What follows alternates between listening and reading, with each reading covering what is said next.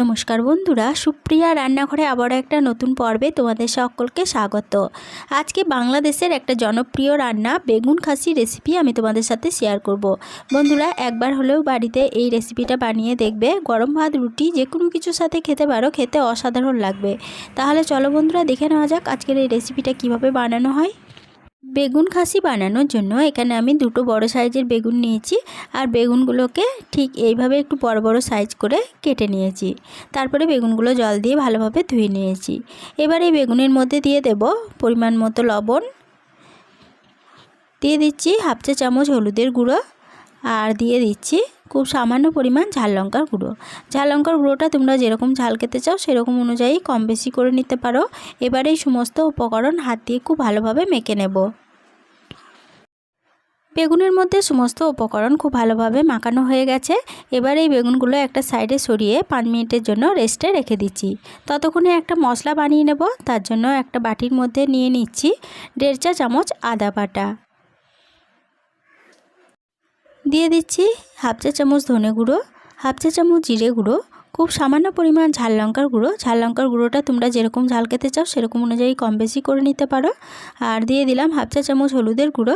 কালারের জন্য দিয়ে দিচ্ছি হাফ চা চামচ কাশ্মীরি লঙ্কা গুঁড়ো। এবার এর মধ্যে 1 টেবিল চামচ সরষের তেল দিয়ে দিচ্ছি, 1 টেবিল চামচ জল।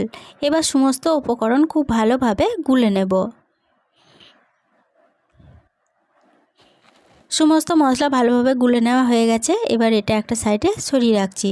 এদিকে 5 মিনিট মতো বেগুনগুলো রেস্টে রেখে দিয়েছিলাম। 5 মিনিট পরে বেগুনগুলো নিয়ে নিলাম। এবার বেগুনগুলো ভেজে নেব। তার জন্য গ্যাসের ওভেনে একটা কড়াই বসিয়ে গ্যাসটা অন করে কড়াইয়ের মধ্যে দিয়ে দিচ্ছি পরিমাণ মতো সরষের তেল। তেলটা যখন ভালোভাবে গরম হয়ে গেছে তখন তেলের মধ্যে একে একে এই বেগুনগুলো দিয়ে দিচ্ছি।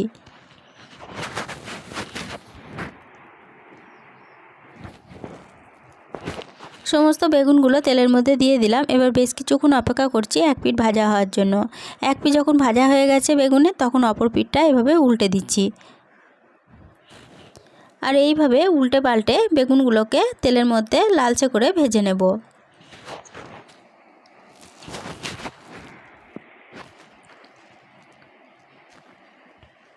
উল্টে পাল্টে বেগুনগুলোকে তেলের মধ্যে বেশ লাল লাল করে ভেজে নিয়েছি। এর বেশি আর বেগুনগুলো ভাজবো না। এবার এই বেগুনগুলো তেল থেকে তুলে নিচ্ছি। সমস্ত বেগুনগুলো তেল থেকে তুলে নেওয়ার পরে ওই বাকি তেলে বাকি বেগুনগুলো একইভাবে ভেজে নিয়ে আবারও দেখাচ্ছি। সমস্ত বেগুনগুলো ভাজা হয়ে গেছে। এবার এই বেগুন ভাজার তেলে আবারও দিয়ে দিলাম 1 চামচ সরষের তেল। ফোড়নের জন্য দিয়ে দিচ্ছি একটা তেজপাতা, একটা শুকনো লঙ্কা আর সামান্য পরিমাণ গোটা জিরে। এবার ফোড়নটাকে ভালোভাবে ভেজে নিচ্ছি। ফোড়নটা ভালোভাবে ভেজে নেওয়ার পর ফোড়ন থেকে যখন একটা সুন্দর গন্ধ বেরোতে শুরু করেছে তখন এর মধ্যে দিয়ে দিলাম 1 টেবিল চামচ রসুন বাটা। এখানে 10-12 কোয়া রসুনকে আমি বেটে রেখেছিলাম। এই 10-12 কোয়া রসুন বাটা এই তেলের মধ্যে দিয়ে দিলাম। এবার গ্যাসের সিমটা লোতে রেখে রসুন বাটাটাকে 2 মিনিট মতো কষিয়ে নেওয়ার পর রসুন থেকে যখন কাঁচা গন্ধটা চলে গেছে তখন এর মধ্যে দিয়ে দিলাম একটা মিডিয়াম সাইজের টমেটো কুচি, আর দিয়ে দিচ্ছি যে মশলাটা গুলে রেখেছিলাম সেই মশলাটা। এবার এই সমস্ত মশলা খুব ভালোভাবে কষিয়ে নেব। আর এই মশলা কষানোর ফাঁকে দিয়ে দিচ্ছি খুব সামান্য পরিমাণ লবণ, যাতে টমেটোটা তাড়াতাড়ি নরম হয়ে যায়। এবার সমস্ত মশলা গ্যাসের সিমটা লো টু মিডিয়ামে রেখে খুব ভালোভাবে কষিয়ে নেব।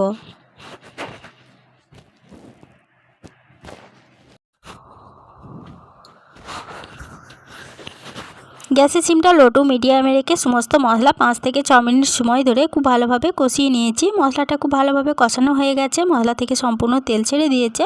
এবার এর মধ্যে দিয়ে দেব 2 কাপ পরিমাণ গরম জল।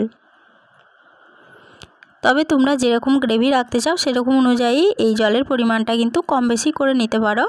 এবার জলটা দিয়ে সমস্ত উপকরণের সাথে খুব ভালোভাবে নেড়েচেড়ে মিশিয়ে নিয়ে এর মধ্যে দিয়ে দিচ্ছি স্বাদ অনুযায়ী লবণ, আর স্বাদের ব্যালেন্সের জন্য দিয়ে দিচ্ছি হাফ চা চামচ চিনি। এবার চিনি ও লবণটা সমস্ত উপকরণের সাথে খুব ভালোভাবে নেড়েচেড়ে মিশিয়ে নিচ্ছি। এরপরে এই গ্রেভিটাকে বেশ কিছুক্ষণ ফুটিয়ে রান্না করে নেব।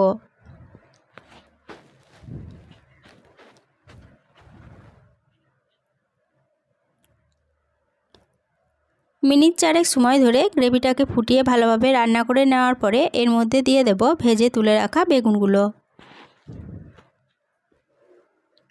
সমস্ত বেগুনগুলো দিয়ে দিলাম। এবারে বেগুনগুলো দিয়ে হালকা হাতে একটু নেড়েচেড়ে দিচ্ছি।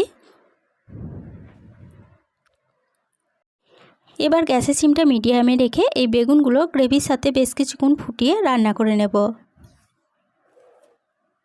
গ্রেভির সাথে বেগুনগুলোকে আবারও 3 থেকে 4 মিনিট মতো ফুটিয়ে রান্না করে নিয়েছি। এর বেশি আর রান্না করব না। এবার এর মধ্যে দিয়ে দিচ্ছি সামান্য পরিমাণ গরম মশলার গুঁড়ো, আর দিয়ে দিচ্ছি হাফ চা চামচ গাওয়া ঘি। ঘি ও গরম মশলাটা সমস্ত উপকরণের সাথে খুব হালকা হাতে একটু নেড়েচেড়ে মিশিয়ে নিচ্ছি। এবার গ্যাসের সিমটা বন্ধ করে দেওয়ার পরে উপর থেকে দিয়ে দিচ্ছি 2টো চেরা কাঁচা লঙ্কা। এবার একটা ঢাকা চাপা দিয়ে এটাকে বেশ কিছুক্ষণের জন্য রেস্টে রেখে দিচ্ছি।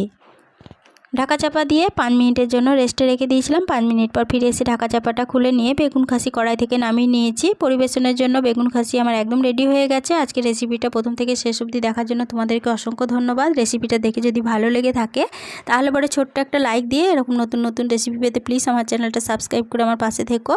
সকলের সাথে শেয়ার করে দিতে ভুলো না প্লিজ। আজকে রেসিপিটা কীরকম লাগলো কমেন্ট করে জানাতে ভুলো না। আজকে এই পর্যন্তই ছিল, ফিরে আসবো আবার নতুন কোনো রেসিপি নিয়ে।